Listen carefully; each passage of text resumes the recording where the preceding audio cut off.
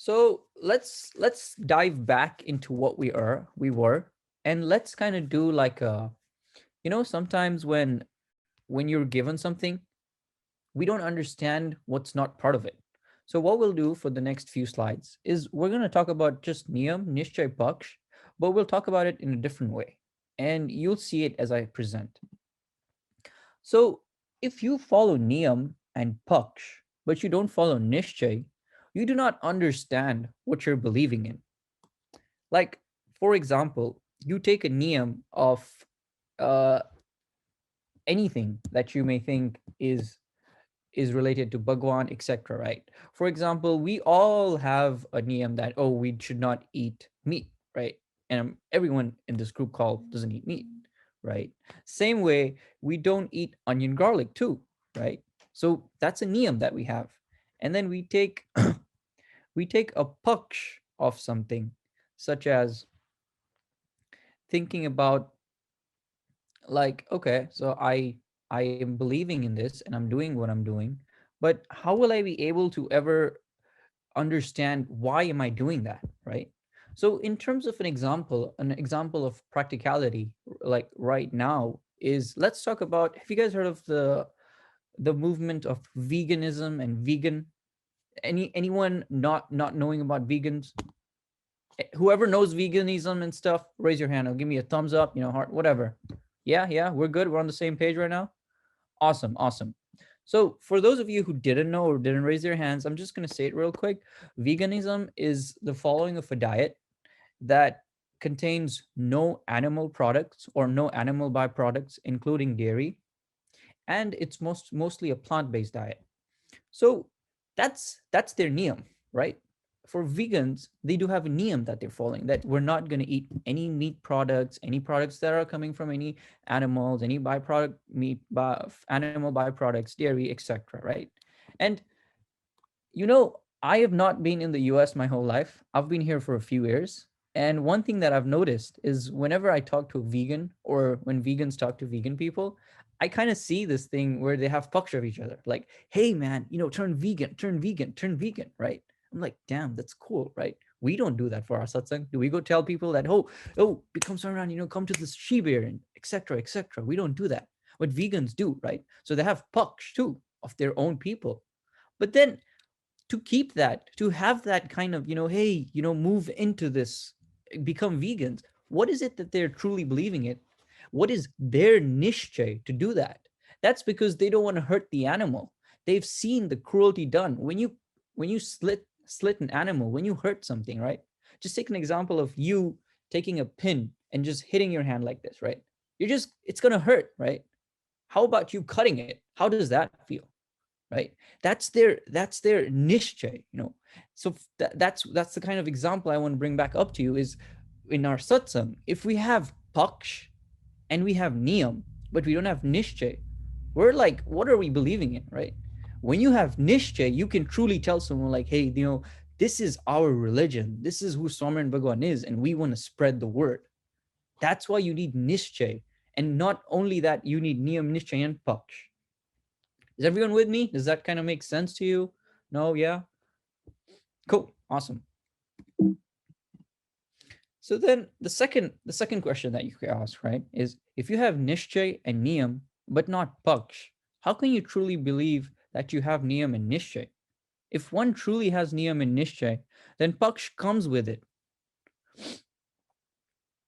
But Nishchay allows you to have firm faith. That firm faith must be protected with loyalty, right? So give you an example, right? So over here, what we're trying to say is that you have Niyam and Nishchay, but not Paksh. So I kind of realized this when I was a young boy, when I was in my school, and I was talking to my friends, right? So I had learned about this Niyam, Nishchay, Paksh when I was in back where I came from in Kenya. And I just went over that slides and kind of understood that, okay, this is the meaning of Paksh, etc. But until you don't experience it, you never truly understand it. So I'm going to give you a small example from my life, and hopefully, it resonates with you guys. So when I was a kid, I would always have friends, and like everyone has friends, right? When you're a kid and you talk to them, you interact with them in school, etc., right? So you guys have like some rules, right? Hey man, like we're going to be chilling in this spot, or we'll be doing something, etc., right? You have some rules as friends, you guys just figure that out. It's unbound, you don't need to talk about it, right?